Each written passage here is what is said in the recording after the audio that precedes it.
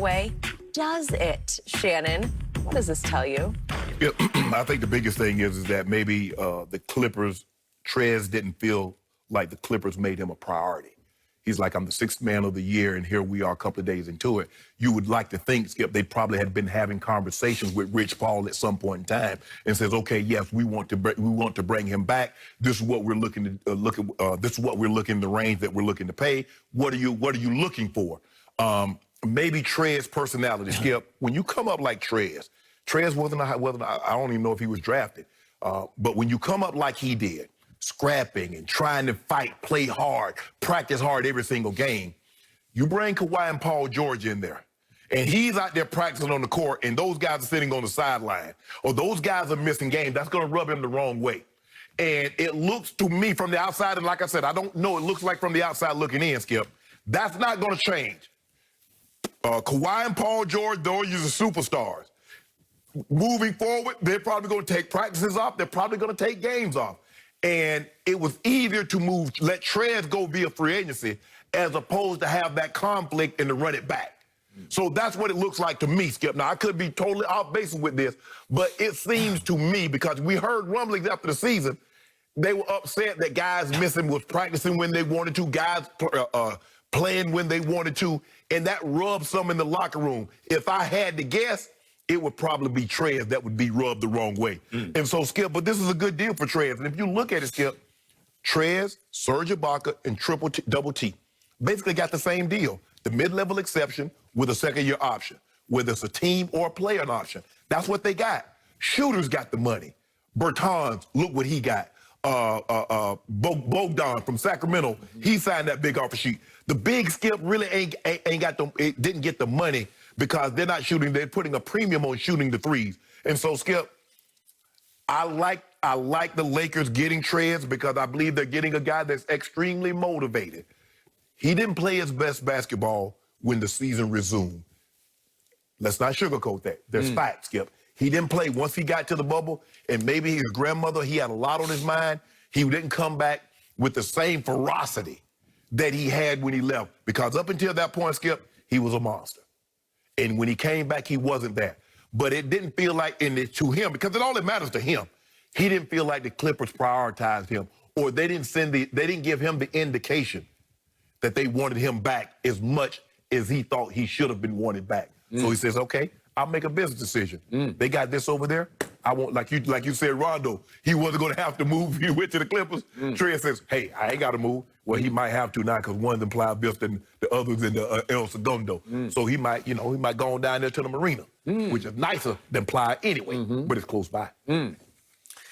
So when I read this story yesterday, I must admit I laughed and laughed and laughed some more because I had to put up with your gloating for 2.5 hours. What I go about?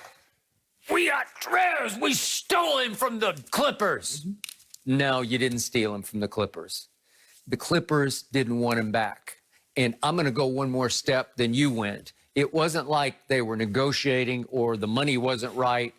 I believe from all I've read and heard, they just didn't want him, period. Yes. They knew they had a great shot at Serge Ibaka, and they decided that Serge was an upgrade over Montrezl Harrell on the court and especially in the locker room. Because what do we know about Serge? Well, he's coming off a breakout year, his career year. It wasn't a breakout year, but a career year in Toronto, averaging 15 and 8, shooting 39% in the regular season from 3. So he's a floor spacer. They want to be able to space the floor more. Montrez doesn't, he doesn't shoot threes. Right. Okay, so what do we know about Serge and Kawhi? Well, Serge has a little YouTube show called How Hungry Are You? And the first time I ever saw Kawhi Leonard speak public, the first time after all those years, I loved him. He's my favorite player in San Antonio. He never spoke. No. He wouldn't speak after games, even to the local TV network in San Antonio. He would not speak. Or when he did speak, it was like pulling teeth. You just got nothing. But he never did an appearance anywhere. And early on in his Toronto run, he agreed to go on How Hungry Are You with Serge. And it's in the kitchen. They're cooking and eating, I don't know. And he's like ribbing him, like prodding him. What about this? What about your personal life? What about your private life? And he could get away with it because he's Serge and they're buddies. Right. And then the classic video of Kawhi Leonard in the back of a limo during the free agency period was, "What'd it do, baby?" Well, guess who shot that? Serge. Right. Serge was right there with him, and Serge was the one who posted it. Right. So I don't know this for a fact, but I'm going to assume that Serge and Kawhi, pretty good friends, maybe very close. And so if Kawhi does as close as someone can get to Kawhi. That is correct. So if Kawhi has the kind of pull that I think he does, it may not be LeBron-esque, but it's up in the ballpark, well, then I would think he would push for, hey, we got a chance to bring in a really good guy that everybody will like, and he could actually shoot. And it sounds like they just said, good, we're out on Montrez. I believe the second part of what you said, because Serge and Kawhi Leonard's personality will mesh better in the locker room, that wasn't going away. Kawhi's probably going to miss practice time, Skip. He's probably, what'd you say, 13, 14 back-to-backs? He's probably going to miss some games. That's not going to, Serge is used to that, because guess what? Serge saw it up close and personal in Toronto. So that's not going to bother him. Nope.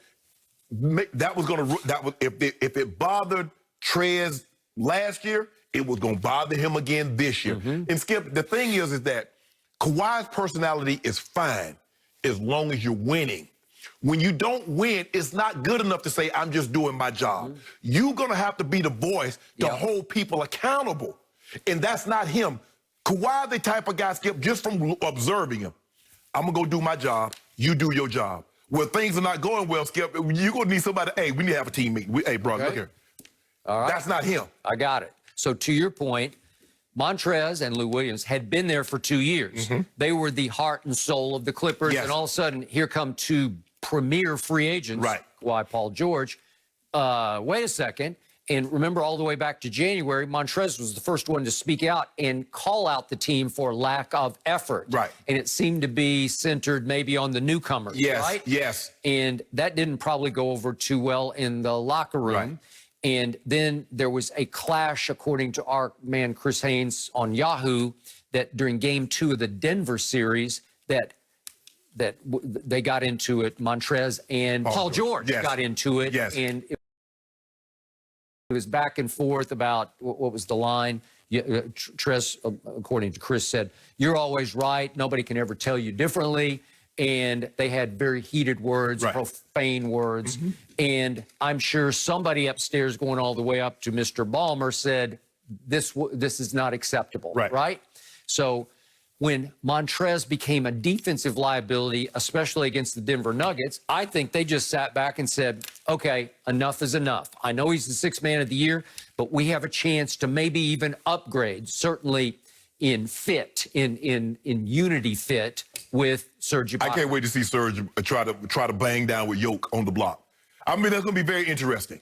Okay. Well, because ain't no shame in getting tore up by Yoke, because Yoke's the real deal.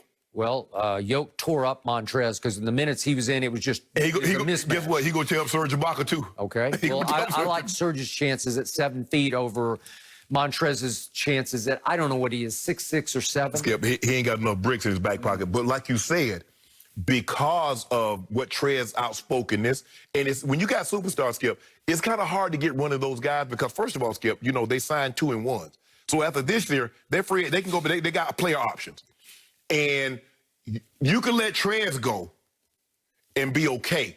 You let one of these guys go, you're not getting back the compensation, or it'll ruin your team. Because you got to think about it now. You want to keep Kawhi and Paul George so they can be going to that new building. Now, whenever that's going to be up, they get, you know, they closed on the old farm. But you keep saying they didn't want Trez. They didn't want Trez. They wanted Serge Ibaka.